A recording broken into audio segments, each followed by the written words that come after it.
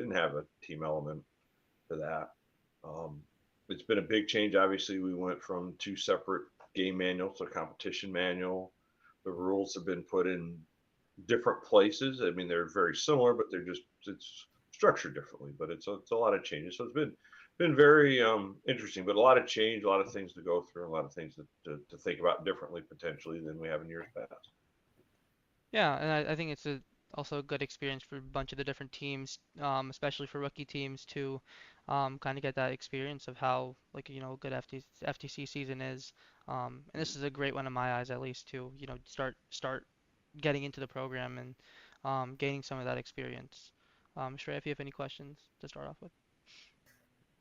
Yeah, so I kind of wanted to ask, what would you guys think is like good to prioritize in Endgame? I've seen a lot of different like combinations as well as strategies employed by various teams, but I wanted to see like what do refs think would be the safest option to gain the most points, or what would be like another just different options to open our eyes for that. There's a couple, there's a couple different things you can do. Obviously, the ascend task is one that's got some high point values, but also probably has the highest risk. Your robot could fall. There's some potential with the horizontal expansion limit, some issues there. Just it could be a difficult task.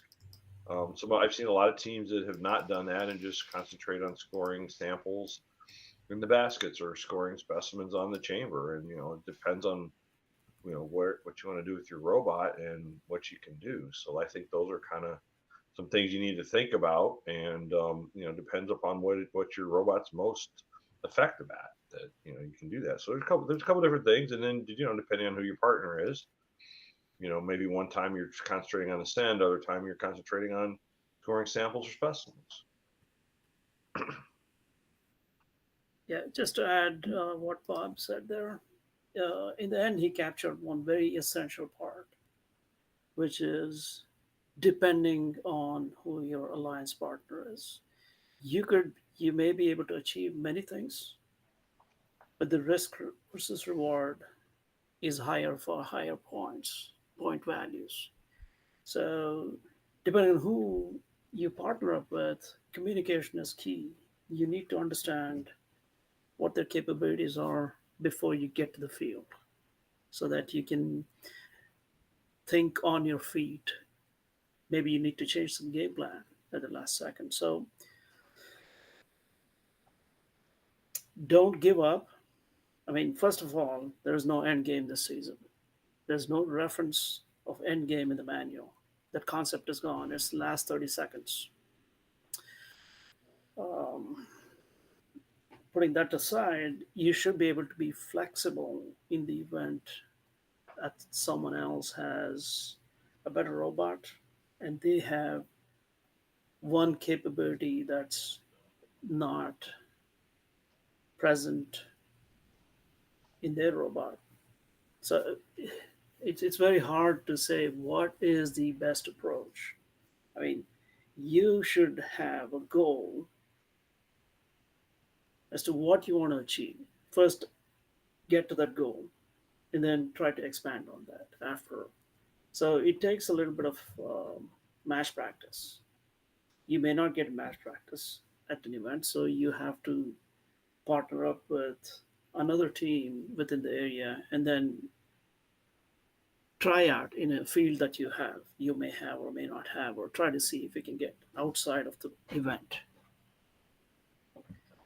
and see what you can achieve, because you have to be realistic. When you come to the field, you're practicing on your own. When you come to the field in a match, you may not have a partner that's able to do for a game plan that you devised. So it's essential you have to have plan A, B, C, D. Depending on what you see, you should be able to switch quickly. You have to be thinking on your feet. That's what I would say. In terms of sort of going off of like being adaptable to your like partner, what would you say are some of the best questions? Like if you were a team and you were scouting other teams in a competition, what were some of the best questions that you would potentially ask?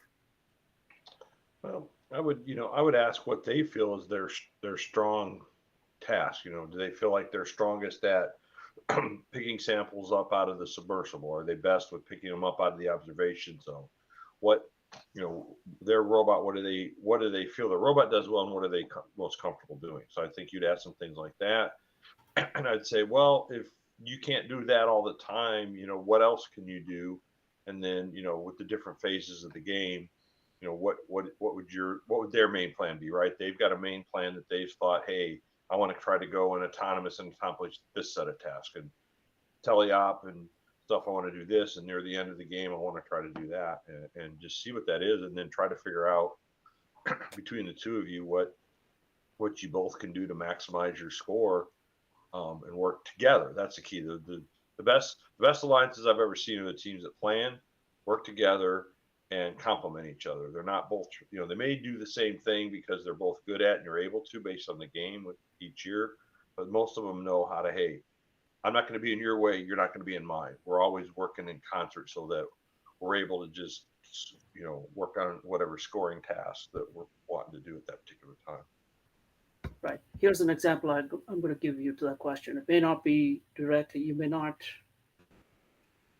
hear a direct answer what it entails, what do you have to do, but it's going to give you an idea. Here's an example. Let's say you have two excellent robots, and if you're both doing the same tasks, you're not defeating the purpose of an alliance. You're playing as individual. You're not teaming up with the alliance partner. So what you have to achieve first is, hey, we know here's what we want you to achieve. You should divide up the tasks in the sense that we want you to grab all the red alliance, if assuming you're in the red alliance, all the red alliance samples, bring it to the observation, make it specimen, and we will take the specimens and hang it on the chambers. So you're now dividing it up between two. So you don't lose time, you're efficient at your tasks. Assuming the other team can do it. If it's a push robot or simply little pick and place, if they're unable to do the chambers, they can continue to do the same thing. So that's how you have to think of it as a process of manufacturing. What happens in manufacturing? One person does not assemble the entire robot. One person goes with a frame. One person goes with adding on a module on top of the frame. Another person goes, it moves down the assembly line.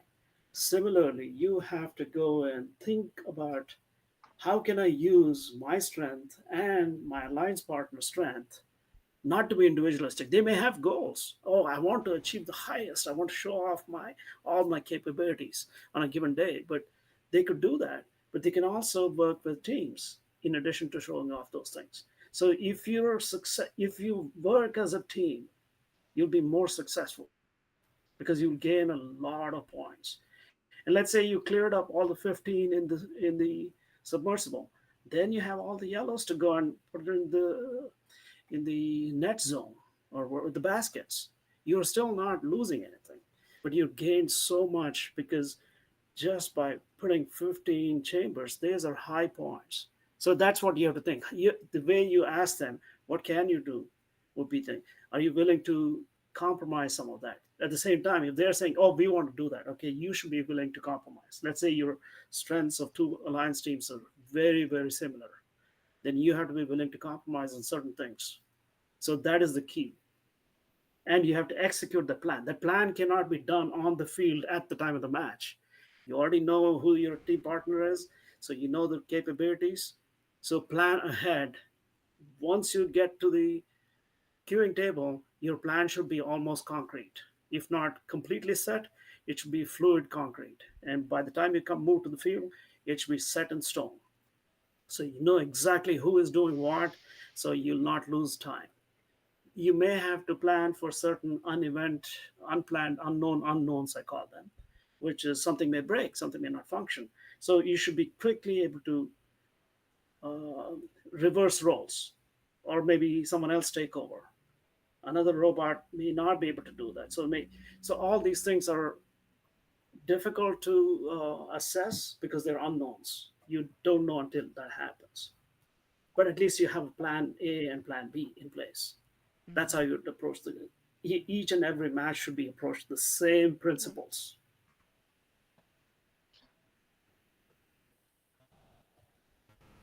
Kind of shifting like over to the autonomous and teleop period. I know this is a new thing, and we personally experienced this during our first league meet. The transition between autonomous and teleop, where there's no robot movement.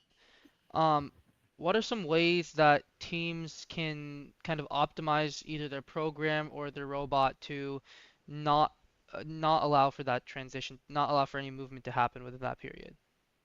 That's easy. Don't start until three, two, one, go. Don't Yeah, touch your driver station until three, two, one, go. You should be okay. I think yeah. competition manual update 6 has been released today, just now, maybe a few hours back. Every Thursday or every other Thursday, it's going to be Every released. other Thursday. Yeah. Yeah, every other Thursday. I think they were saying at the call and on a call yesterday, they were saying it's going to be released tomorrow. So I'm assuming it's there already. Yeah.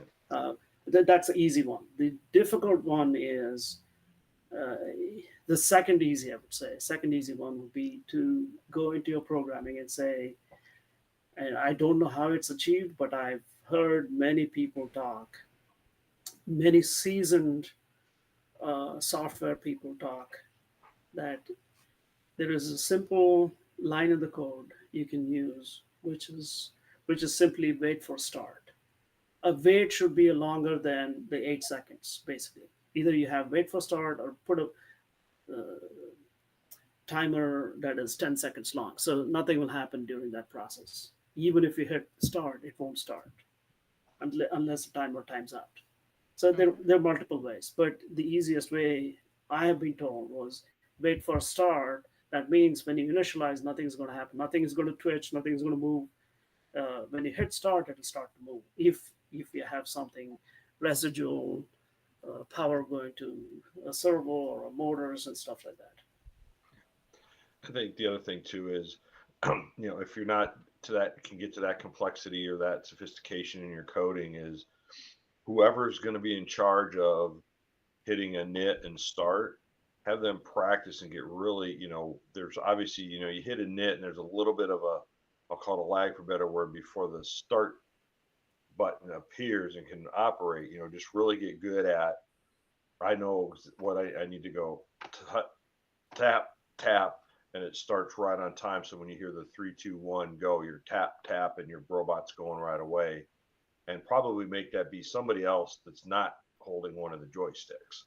So that the drive coach probably is the best person to do that. And then that way the people are driving will know, okay, the robot's powered, I can start right away, and I'm not going tap tap, then look up and see what you're doing. So practice some things like, and do that and practice it and get to where it's very comfortable, very, almost automatic.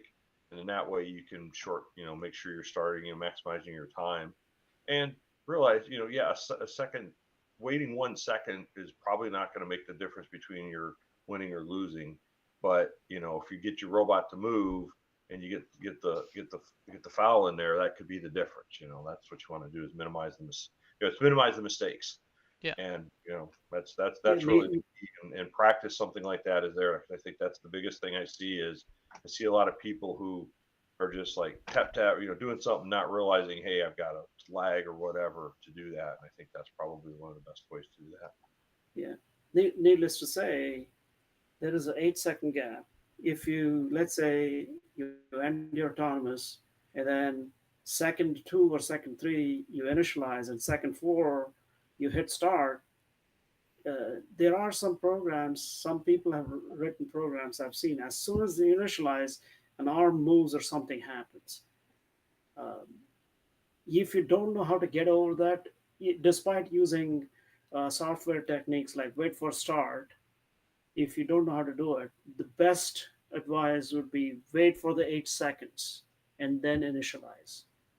There's a That's a human intervention which you can achieve. You'll not lose a whole lot of time, but do it after the 3, 2, 1, at least as close as possible to 3, 2, 1, and the buzzer sound, because it is definitely not worth getting that The first time it's a major, the second time it's a major and a yellow card, the third time it's a major and a loss of match for that specific team that happens. So it is not worth it. You can wait that second is not so important that, oh, I want to get it off. You're not going to gain anything. You have a high risk of losing everything. Teams will go back unhappy. We don't want to see that. But as enforcers of rules, we have to call it if we see it, of course. Yeah. Yeah. Thank you. That'll be a general advice for all teams. Whoever is listening in would be, it is prudent to wait for a little bit longer, maybe second or 2 seconds longer, to initialize and start if you cannot overcome with programming. Yeah. Yeah. Yeah. So, Another, oh, go. y- okay. Another thing that we were looking at in terms of like when we're starting, like also when we're ending as well, we realized that our slides, since the slides aren't given power, they would just like shoot right back down at the end of endgame. Is there anything like software wise that you've seen just to keep everything in place while while you're just turning off the robot in endgame, or any like mechanical fix to make sure that doesn't Well, happen? well, I've seen some teams if they're doing the ascent, maybe they'll kind of the robot will fold up a little bit and they'll have a little mechanical latch that's on a servo. That's obviously the best. That way, if the power goes down, you're mechanically locked. Remember, this year is a little bit different in that you don't have to hit the stop button when the period ends. You just have to stop playing. Your robot has to be, basically motionless unless it's momentum from, what you were doing. And, you could leave it powered. You just got to remember that you got to deep push the stop button before anybody's allowed on the field. But yeah, mechanical stop is probably the simplest, probably the most sure way to make sure that way if you do power off, you're still, if you're ascending and doing it, if you're in a position where you need to be set up to do that, that would be my recommendation to do that. And you know, Yeah, I agree with Bob on the mechanical. If you're able to do a mechanical latch, that'll be the best solution. Because if it is true this year, this season, there's no need to hit stop at the end game. You just have to stop playing the game when the timer reaches zero. But it has to be motionless for the 3 seconds. You cannot be playing for the 3 seconds. At the end of the 3 seconds, if you're up, um, you're good. We'll score at that time. It's considered scored, right? Um, if you cannot achieve the mechanical, you run the risk of um, heating up your motors and maybe compromising your hardware. That's the risk you take. So that's entirely up to the teams. Oh, can we afford extra motors that day? What happens? What will you do if one of your key motors burn off that day? So do you have motors, spare motors that you can have somewhere tucked up in your spare box? So all these things will have to be considered when you're building your robot. So I would strongly recommend coming up with a mechanical latch, some kind of a mechanical latch.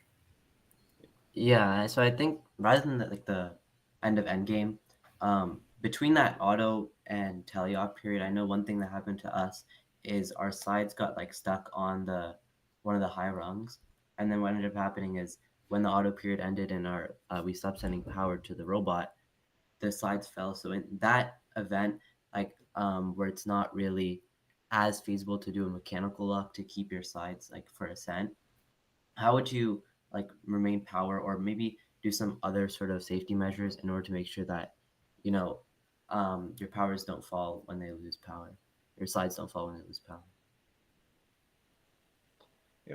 maybe look at, do you have to reach that high with your sides, or can you keep them retracted as, have your robot retract them before it stops? So, again, depends what your task you're trying to do. If you're trying to touch the lower rung or something, you might need to have one up, but you can rest on the lower rung. So if it, powers down and maybe you have it so there's a little hook or something on there. So if it does, you hit stop and it slides down, it's going to be stopped. It's going to be motionless to do that, things like that. And like I said, just, see if you can do some of the robot to have it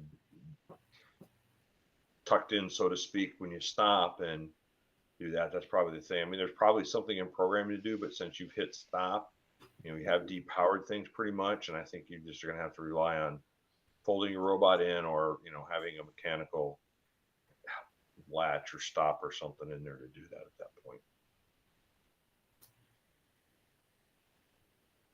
Yeah, I have another question as well. So, from a ref perspective, what are you guys looking for specifically this year? Penalties, just really anything to do with the season from a ref perspective.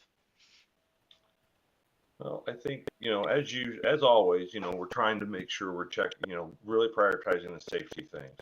And those are the human player and robot interaction in the observation zone, because that's obviously one area where you're legally allowed for both the robot and the human player to be inside the field, not at the same time, but, very close to each other. And, as you're going through and trying to be efficient and score, it's easy to get caught up. It's really, really important that you talk to your team and your line partner with the robot on the same thing to really watch about the human player, make sure that the human player is doing the task you want to do in terms of bringing stuff, whatever it is in the field, you're putting them in or bringing them out to do something with them.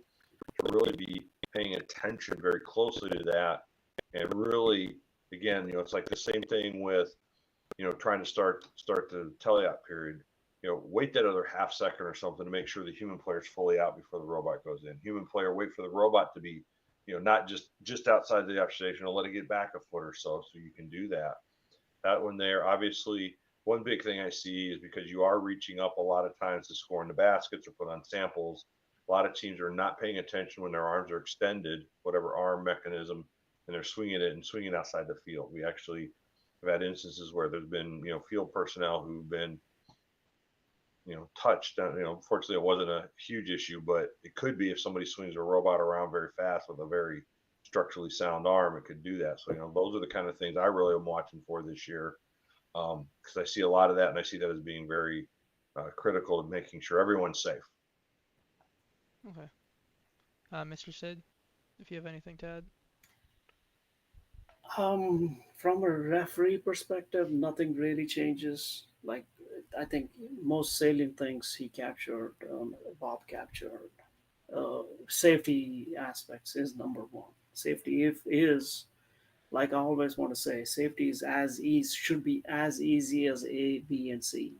Always be careful. A, always be careful. C, careful. A, B, C of safety is always be careful. So that's Absolutely. prime importance, Yeah. because we don't want anyone hurt going back with slayed, cut fingers, arms, or even eyes. Eyes are most important because vision you don't appreciate. Why we ask you to put on your safety glasses, because eyes we only have two. So once you lose, you'll realize I don't want anyone to lose eyes, but it's very, very difficult to live in a dark world. Um, Nothing from referee's perspective, nothing changes for me. I'm here. I'm there to help the teams succeed, but not to the extent saying that we are definitely not here to police you or penalize you. We don't derive any pleasure or satisfaction from those things. We want you to avoid those things. But if there's some egregious or you continue to do that, we give you some slight indication, some rope per se, to correct yourself. If the behavior doesn't correct, then we have no choice other than if you had an infraction to call a foul. Uh, we do it begrudgingly. I tell you that for a fact. No one wants to give out fouls. None. of the refs Yeah. across 10, 12 years that I have been ref. No one enjoys that. Yeah.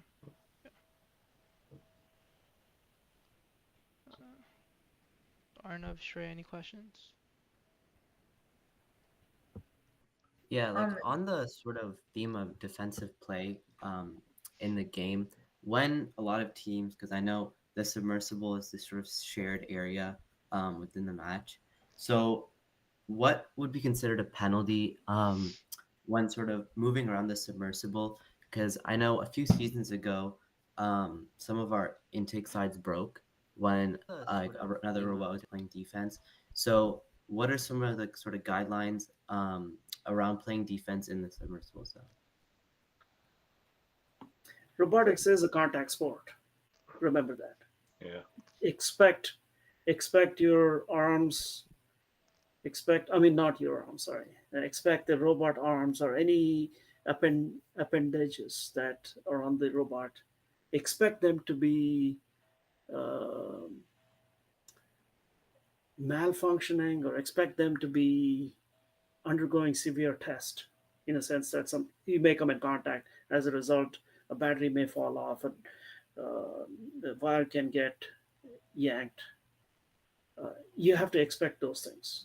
That should be part of your design considerations. How do I protect that? Should be your first thought. I don't want to play defense. I want to play offense, but there may be a situation where someone is trying to slow you down. But as long as they're not violating any of the rules, there is nothing that says you can't play defense, right? Although there's very minimal chances for people to, it's not rewarded. Most games in FTC land are offensive games; they're not defensive games. But there are some opportunities, let me say, to slow some things down that may be going in their scheme. But if they violate any rules, they will get penalized. So you should not go thinking that, oh shoot, I don't want to be, I don't want to have to deal with defense. Well, how can I get out? So think about how do you protect yourself? How do you beef up your appendages on your robot? How can you make certain things rigid to the point that it doesn't break, but it should be enough elastic enough, but it should be rigid enough to withstand the rigors of the game. Yeah, I think that's a good thing is really, pay attention to your robot design, particularly, the base of your robot and things like that. Don't put anything, have things that are, protective sides and all that. Because you're gonna run into robots are gonna run into each other. It's a constraint, even though it looks like it's 12 by 12 sounds like a lot of space, but when you put four robots down and the submersibles in the center, it very quickly becomes constrained spaces around that. I think preparing your robot to be robust so that if you get run into or something like that, as Sid said, you're resilient to it and you're not it's not bothered. In terms of what we would look for, we're looking for somebody who's doing deliberately trying to maybe tip over, destruct robot. Those are the kind of things we're looking at, is somebody trying to deliberately do something like that, or pinning potentially. Those would be the ones we would see from a defensive perspective if teams are doing that. Um, that we're going to try to call them out and say, watch out, you're almost blue, you're getting ready to pin red and things like that. But yeah, really, there's a few things like that, but usually those are very obvious when somebody's doing that. It's very easy for us to spot, to say, hey, this is not somebody who's just playing defense. This is somebody who's trying to do something else. And Yeah, we usually have a very absolutely. We can detailed spot talk with them very about easily. why they shouldn't be doing that.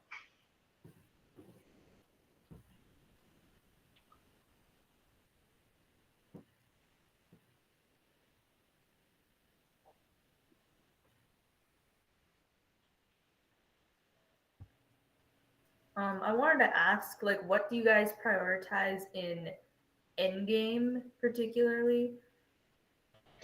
Well, in terms of a referee standpoint, we're obviously, watching at the end because there's a lot of activity. At the end, everybody's like, oh, it's end game. I'm going to try to get my last scores in. I'm going to maybe be prepared to do an ascent task. So now that they're, it's not really end game, but in the last 30 seconds, there are protections for teams that are trying to ascend. So obviously, we're focusing on, are you on the right? Are you on the correct alliance side? There seems to be confusion and people not understanding that there is a red alliance side and a blue alliance side to do your ascent task. And so I think that's one thing we're looking for, and making sure that the opposing alliances is not interfering with that, and also making sure that people are not getting too excited. I don't know, too excited, whatever, coming around and doing some things. So doing that, and then we're obviously trying to make sure we're in positions, those that are doing the gameplay, to be in a position to make sure if someone is doing a stunt task that we can properly score that at the end of the period, and be in a position to see, the teams are making it obvious that they've done whatever level of ascent, be it a level 1, 2, or 3 ascent that they're doing that. So those are kind of the things, at least I'm trying to do, particularly as a head referee, as I'm trying to help the other referees score that crucial thing, because it does have a time dependency at the end of the period that we need to make sure that's scored. Where some of the other ones we can wait till everything's done, and we can that count how many things are in a basket or how many specimens are on the chambers, et cetera, very easily without having to do that. So it's really kind of making sure everybody's kind of not getting, I'll call it, too excited and running into each other and incurring penalties, but also, just there are some protections for the ascent task, and we got to make sure that we're, watching for those as well. Yeah, I think he captured everything. No need for me to restate everything. Ascent will be an important area that we watch, especially because it's an ascent like a ladder. It's not you just go straight up to the high rung. So that's something that the gameplay refs are going to be focusing on. The Yeah. scoring referees are going to be also focusing on, depending on where the match goes. It could vary from match to match. So it becomes a little bit of a trick when you have four very strong teams come into that, because everyone is now trying to get the maximum score. So when you have that many, so eyes will be definitely on the center of the field for any violations in and around the submersible or the ascent zone. Yeah, so regarding the sort of you know the sort of interaction between like the red and blue alliance, I think this season compared to many seasons in the past has had like some of the least of that, other than the submersible area. Like power play, we had the whole circuit idea, and then last year there was the stage door that there was lots of movement through. So for this season, what are sort of the guidelines between like maybe crossing the mid plane in auto, or potentially going to the other the Red Alliance side to maybe pick up their neutral samples, or maybe like block a little to play some defense? What are sort of the rules around that? Great question. I want to focus on bring that the last 30 seconds, the last 30 seconds of the match, because the way the field is laid out, is it is efficient in terms of time to go pick up the samples from the submersible on the opposing alliance side, right? The red side of the rung. So because your basket is going to be closer, so that's where the natural tendency is going to be. But in the last 30 seconds, you run the risk of getting in contact. So that's the time, if you're collecting samples, you have to go around, because if you prevent, if it doesn't matter who comes in contact. If in the ascent zone, and let's say the red robot is trying to go up, and if even if you come in contact, they automatically get level 3, and you get major. And the second time it happens, even if it's in the same match, it's a they don't get level 3 plus level 3, but you get a yellow card, another major and a yellow card. So that's a risk you have to weigh in. At the beginning stages of the events, like meet one, we are not going to see. I'm almost willing to bet that we're not going to see that. As the season progresses, as more robots tend to evolve, their designs are more robust now, and then you have a gameplay. Now you understood all the nuances, and then that's when everyone is in a frenzy trying to beat the clock. So the natural tendency is to go to the closest point of the submersible. So you don't want to go, that's too far. I can't drive around that far. I want to go. That's when you run the risk of getting a major, foul, and yellow card. So that'll be my first advice on that area. You really have to watch out. That's where I see most of the action in the last 30 seconds that'll happen. I Not think I will. now, not in the first event or so, but yeah, as the season progresses. I'll go to the opposite. Like you said, in auto, there are major penalties for interfering with the opposing alliance on their side of the field, and even just touching their, well, even the neutral samples on that side is there. So, I don't know that there's enough reward to do that. I think the couple things to think about is there are 4 samples that are in that you can preload, and it's 2 neutral samples and 2 of your alliance colors, and depending what you want to do, whether if you're doing specimens or something like that where it does matter what color it is, you may want to think about what you're preloading, because maybe in auto your best thing to do is put samples in the basket. So maybe you want to load the neutral samples and keep the color, alliance specific samples to turn into specimens, so you can do that during teleop or something like that, or vice versa. Those are the kind of things. Just remember that those are there, and remember also that the human player can introduce those samples into the observation zone in auto, and assuming they're breaking no other, violating any other rules, you could pick those up there. So you potentially have up to maybe 10 samples that are on your side of the field that you and your alliance partner can do something with. So I think those are the kind of things. Just think through that. Think about maybe optimizing that, as opposed to thinking, hey, I'm going to take a chance to do something over here and run the risk if your auto goes slightly off, or something happens with your battery power or something, and it drives a little bit differently. I think those are the things to do, because it's the penalty is so big compared to what you could get reward wise for scoring. You're better off trying to optimize things that are safe on your side of your half of the field in auto. Okay, I'm gonna give you a little pro tip.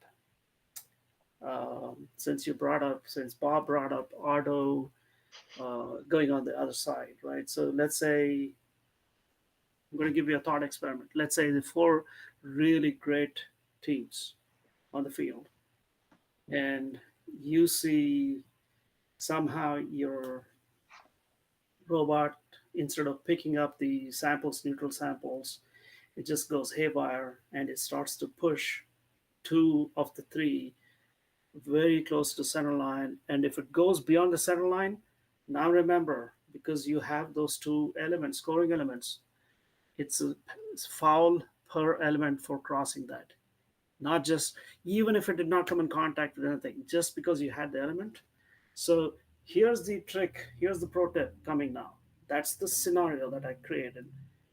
The teams this season have, at their discretion, are able to stop our auto. In all previous seasons, there was never that ability that you could not touch the controllers. Touch the driver station, only one tap. This season, it has been allowed that you can stop anytime for any reason you want. You want to stop? I don't want to collect any points. I want to simply be safe. Okay, you can hit stop. No questions asked. I don't know how many teams have picked up that, but this is one of the things that you may want to keep in your back pocket. If something you see, if your bot is not behaving based on a program, something goes haywire, and if you're afraid that, oh, this is going to go straight into the other side and then I'm going to pick up penalties, I don't want to do that, I want to stop, you can hit stop.